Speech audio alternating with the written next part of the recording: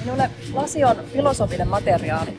Se on avannut meidän silmät avaruuden kaukaisuuteen ja mikroskooppisenkin lähelle. Se on muuttanut tapamme ymmärtää. Syvällä internetin valokuidussakin on lasia. Lasi yllättää aina. Se on tuntemattoman tulevaisuuden materiaalia, sulaa laavaa. Samalla lasi on ikiaikainen taito. Se kulkee käsistä käsiin kosketuksen kautta. Jos aikamatkustaja tupsahtaisi tänne Suomenlinnan lasistudiolle keskiajalta, niin hän tuntisi olonsa aika kotoisaksi. Niin vähän on lopulta muuttunut. Minulle tärkeää on antaa lasille ääni ja kertoa tarinoita. Lasin ei tarvitse olla turvallista ja kaunista.